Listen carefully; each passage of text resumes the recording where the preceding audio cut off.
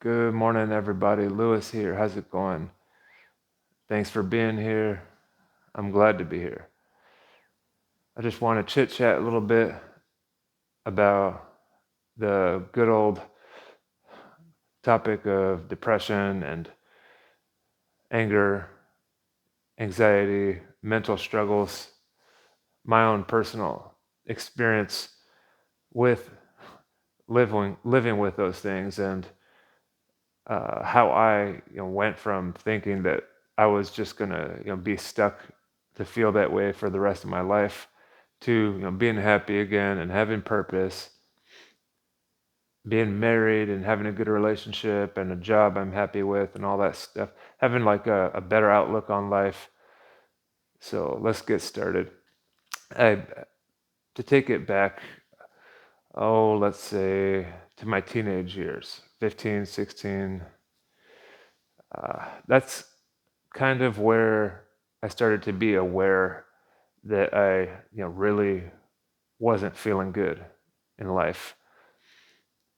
I grew up in the type of upbringing that sort of denies and demonizes feelings, especially hard feelings, and sorts of, criticize and call you crazy even for feeling a certain way. You know, the the new kids these days call it gaslighting, right? Just uh, you know, if you say you feel angry or sad, no, you don't. Just work harder. You're ignore it. Great. That's your life is good. Be grateful and all that, right? And so I've tried to apply that mentality. And of course, nobody wants to feel bad, and you're willing to try anything to feel better when you don't feel good. So around that time, I started listening to. I graduated high school in 2007, right? And around that time, the emo music scene was kind of big, and I was listening to it and hearing the deep, profound lyrics, and I was secretly listening to it because a lot of my friends thought it was, girly or there's worse words that I won't use for it that they used. But something about it just struck a chord with me. These deep talks, and some of them were dark songs, the lyrics, some of them are light, dark, light, whatever you want to call it. And I started realizing that, wow, I must have some deep feelings inside of me. But, you know, being surrounded by the type of upbringing that I was, you don't talk about that stuff. Anyways, let's flash forward a little bit. About 19 years old. I'm out of high school now.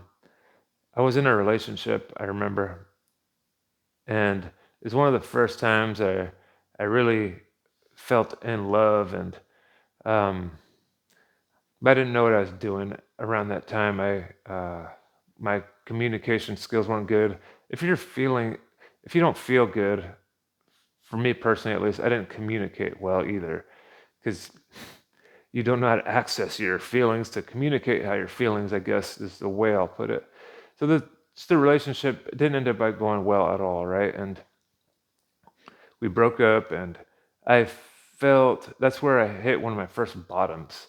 I got really depressed and even suicidal. I don't remember what I said. I think I said something to a friend or someone that scared them. Maybe I don't remember. To be clear, honestly, it was a foggy time in my life.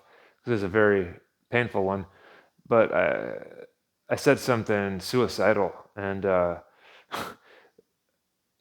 had a recommendation to go to a 5150 facility and basically like a 3-day mental health hold, which I did, which is one of the first times I really like self-reflected. And the doctors there told me that you're bipolar, you have depression, and of course they wanted to give me medications and stuff like that at the time.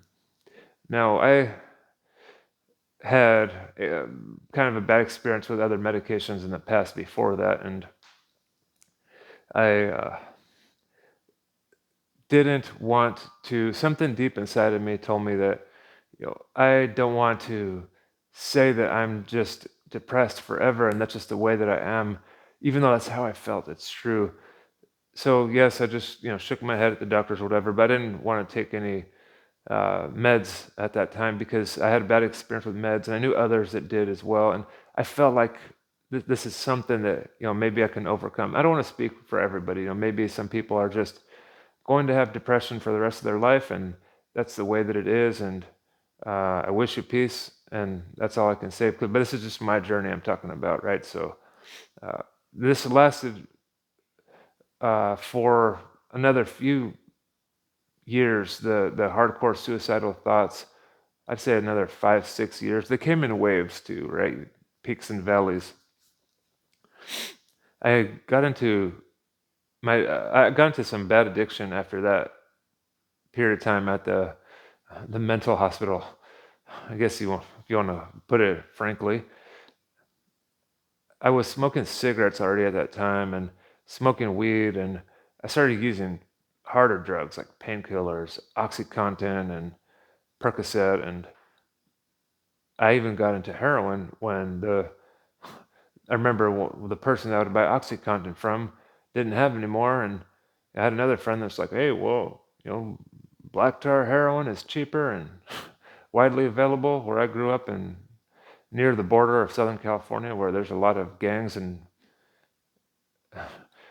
hard drugs available at a stupidly cheap price." And I ended up by even having a couple of overdoses and almost dying during the worst time. So this is kind of, I'd say, one of my more catalyzing rock bottom experiences that I had, a big wake up call. My near death experience was like a lot of others that you might look up online. I had a very spiritual experience, quote unquote, and I left my body and I experienced God and the love of the universe and the love of the unconditional love. And that was really remarkable for me. I grew up as a Catholic, but I always questioned religion as a kid, and I just kind of conformed with it and did what I was told. But I saw a new light of God didn't seem so fearful and punishment oriented like Catholic religion had showed me, or at least like the people that were teaching me religion represented it, because of course every interpretation might be slightly different anyway. I had a message from God at that point that, hey, that said, Lewis, you have a purpose in life, and life could feel better, life could be happy, and if you could get sober and learn how to manage your emotions and all that, then there could be a chance at life. And that stuck with me, even though after that experience I had some more peaks and valleys with my mental health for sure. I had a couple psychedelic experiences too in my early 20s around that time. Mushrooms, LSD, or acid, some people call it. And I had a very similar experience with the psychedelic experiences in connecting with God and the universe that I did with my near death experience. And that had me really curious, like, wow, that's uh, curious. That's certainly trippy. There's a connection. And around that time, I heard about a book and documentary called DMT, the Spirit Molecule. I had also tried DMT. That was another psychedelic drug that I had. But DMT is also related to the mushroom molecule as well. I think psilocybin mushrooms, the magic mushrooms, are something called like, they metabolize into NMDMT or have a relationship, a similar molecular structure. Look it up. I'm not an expert at that stuff, but anywho, DMT is also what's found in ayahuasca. It's found in the extracted DMT, and it's also produced in your pineal gland when you have a near-death experience and when you dream. So that's what had me curious. It's like, oh wow, this compound that gave me out-of-body, otherworldly states that I experienced that on psychedelics and a near-death experience, and it had me curious. I was like, wow, what am I touching here? What's this dimension? What are these other worlds? I was I had visions of different spirits and extraterrestrials, and that was just all very cool and curious to me because life on Earth, from what I had experienced, seemed so depressing and sad and pointless. And when I was depressed and suicidal, like many, I questioned, what's the point of life? Why am I living? Things are so dark. People are so materialistic and greedy, and this world is ran by corporations and all that. So it was nice to see a new frontier of a possibility in life, which gave me a little boost to not give up in life. So let's fast forward to about 25 years old. I spent a lot more time with psychedelics at that point because of the few experiences that I had. And I'd heard of other people overcoming depression and addiction, suicidal tendencies with psychedelics. So I was like, I am going to try anything. Let's do it. I'm ready. I've already touched death. What is there to lose? Because psychedelics can be scary too, and I'm sure you've heard a lot of experiences about them, but they can also be very healing if done in the right set and setting. So this is where my real progress started happening because I was working with psychedelics once a month, sometimes once every couple weeks on my hardest times. I would even microdose a few times a week. I would have the larger doses maybe once a month in the beginning, once a month every couple weeks, and then as as months and years progressed, I would have it less and less often. What they basically showed me that mushrooms and psychedelics show you a lot of stuff, and they help you see inside of your subconscious mind, bring back memories, and help you tap into your feelings and learn from your feelings and learn how to process them in a healthy way. Because with addiction, and addiction, like for many, was just a band-aid for my pain and my depression, which I didn't know how to manage. So the mushrooms and psychedelics taught me how to manage my feelings, how to write in a journal and talk myself through my feelings, how to meditate. That's when I got into meditation and yoga. The mushroom literally told me through messages, do yoga and try it out. And I started doing yoga while on mushrooms. I was like, wow, this feels good. And the mushrooms taught me how to focus on my breathing and be with my body and how to not take my thoughts serious, that thoughts are just, visitors, and I don't need to cling to them and attach to them and hyper focus on them. And that was one of the big causes of my suffering. But at the deeper root of the root of the root, they did reveal to me visions. So many people have some very unique experiences on psychedelics, but there are some core themes that many experience in visiting their childhood. And if they had, many people have trauma to various degrees, and kind of looking where it all started, the roots of your trauma and your mental patterns, because many mainstream scientists even say that the first 7 to 10 years of your life is so critical in shaping who you are in the future. And that certainly was true for me. So I had, visions into my childhood about memories that I had tried to forget about. Memories like I was molested when I was a kid, and you know called stupid and called worthless, and compared to my siblings, all that stuff. And all that sounds so petty, right? And when I would even think about it at those years, it's like, man, that's petty. I don't want to think about that no more. That stuff doesn't control me. I'm just going to move on and forget about it. Didn't work that way. It wasn't that easy. So there were, however, more constructive ways to work through those traumas and pains, and those experiences led me to believe that I was just worthless. I actually believed it. I must be dumb. There must be something wrong with me. And that shaped my reality. I really started to identify that way as I got older. And I had a lot of seizures when I was a kid, and uh, anger blocked up inside of me. And learning how to meditate and do the yoga and ground my energy and my stress, I didn't have any seizures after that either. Actually, my depression and stuff started getting better. It didn't happen overnight, and it was not a magic pill. I started going for a lot of walks. I remember one of my main goals was to quit smoking cigarettes when I was taking mushrooms, and Every time the mushrooms told me, every time you get a cigarette craving, go for a walk, leave your phone, your electronics behind, and just focus on your breathing. And I did that, and I quit smoking cigarettes. To this day, I still go for at least 3 walks a day, before work, on my lunch, after work, because it is very therapeutic, especially being, around electronics all the time and my computer. So a lot of habits on top of understanding my trauma and my pain are what helped me move forward. A lot of mental reprogramming. You might have heard of that topic, especially in psychedelic circles or self-help growth circles, books talk about mental reprogramming. And I would write it in affirmations.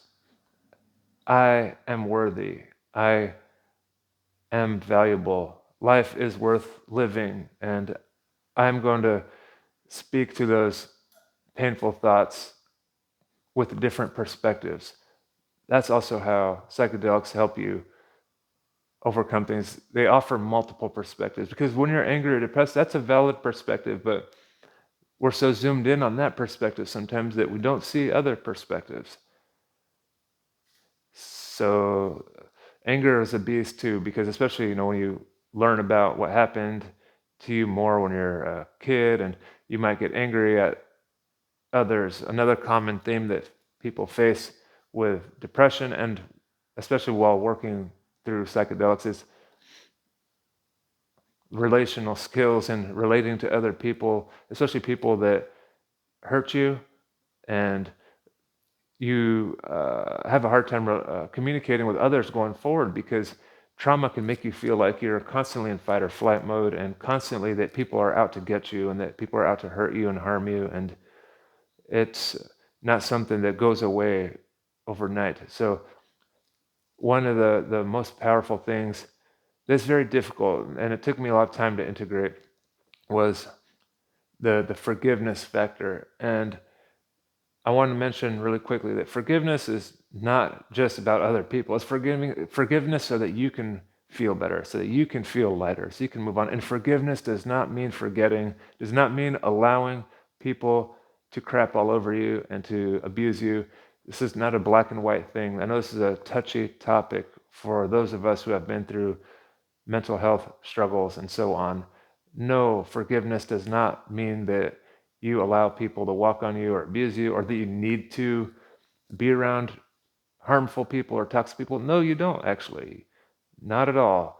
But just understanding that that person is another perspective, which I got a lot of these perspectives while working with psychedelics and doing journal therapy, is other people were wounded too. The people that abused me, they were abused, and they were from a weird generation where they had some really backwards ass mentalities. And no, it wasn't right that they continued to do it to me too, but they did it unconsciously. They did it because they thought that was normal, or because they're just on autopilot. Many people aren't conscious about why they do the things they did, and I didn't either. Actually, when I was going through my pain and depression and trauma, the mushrooms also showed me that, like, Lewis, you're not a very good person either, especially when you're in pain. You don't realize that you might cause other people pain. You might realize that you're hurting other people.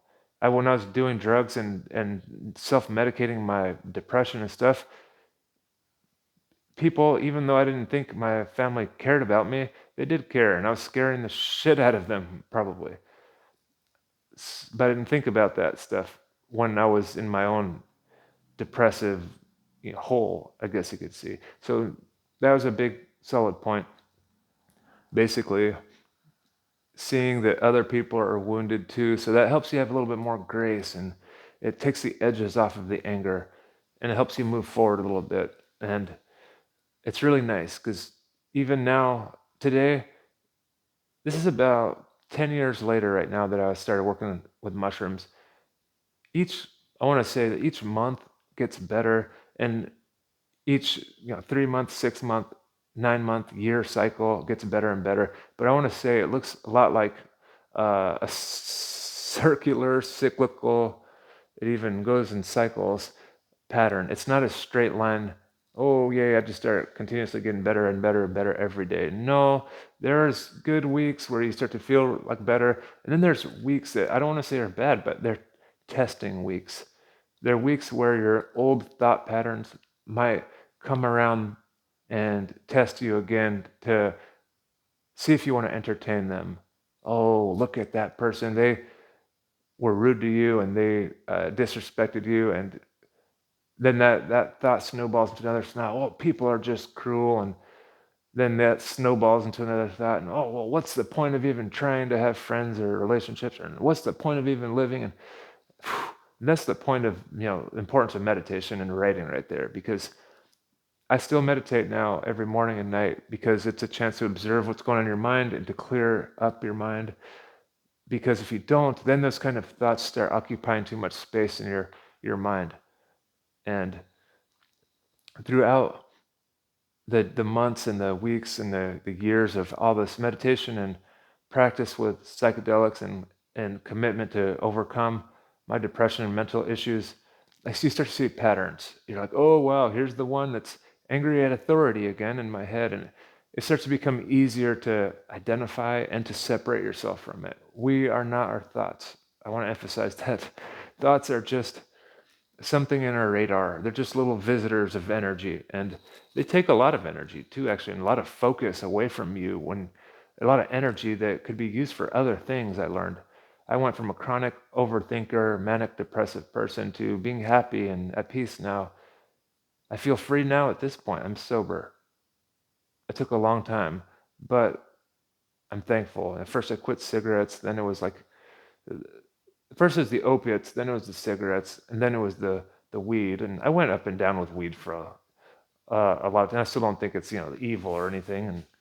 But for me personally, I feel better sober. And now I rarely have a psychedelic, a mushroom, just to check in with myself and my spirit and see if I'm missing anything in life. Or sometimes it'll give you good just insights into the future or creative insights.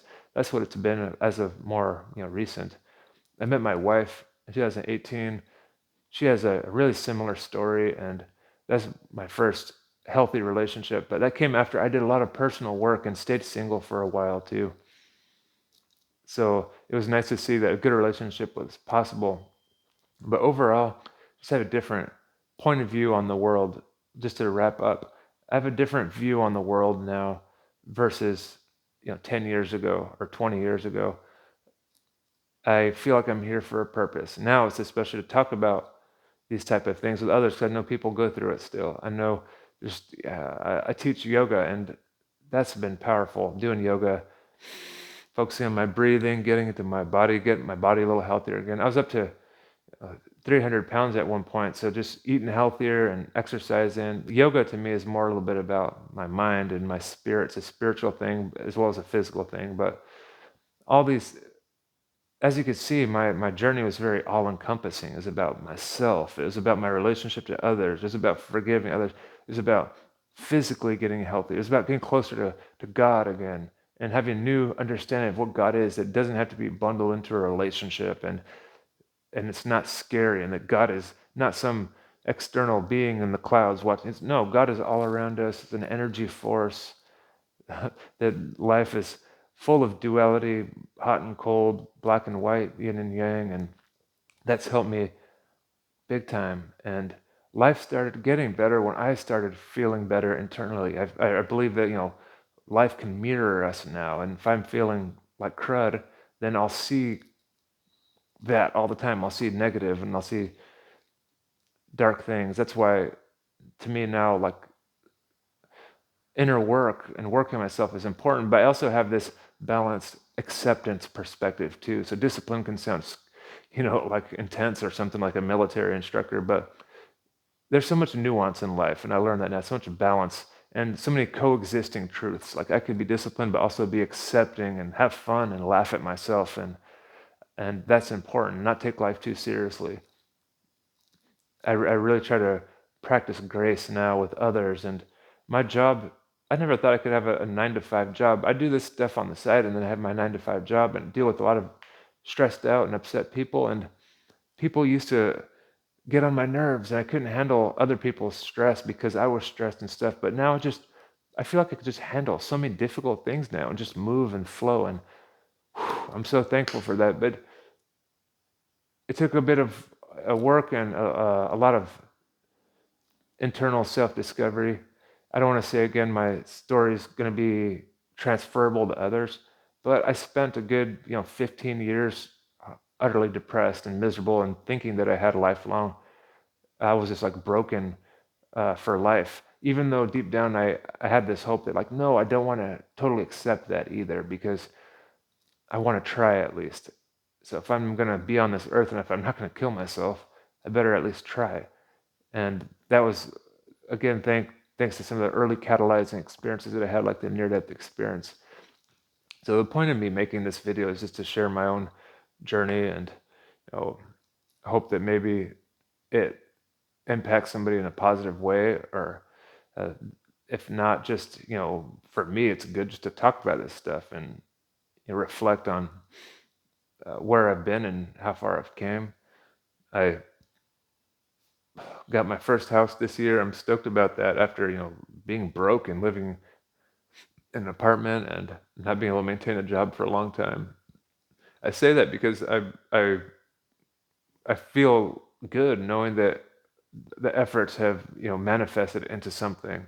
Not to like think I'm cool or something. I only care about having a house so I could have a yard so I can be a hippie and put my bare feet in the grass and you know uh, lay out in the backyard and smell the fresh air and the roses and not have a landlord tell me what to do. So just that freedom aspect. But uh, I'm able to maintain a job, a relationship. I'm stoked about that because I used to have a negative view about all these things, but basically because I felt like I could never, access those things, or uh, so I basically normalized telling myself that I didn't need those things and to be happy, and well, I wasn't happy. Period. So what did I know? But that's another big point: is just allow life to surprise you. A common core theme of psychedelics, even though many people have unique experiences with them, is the non-attachment to identities.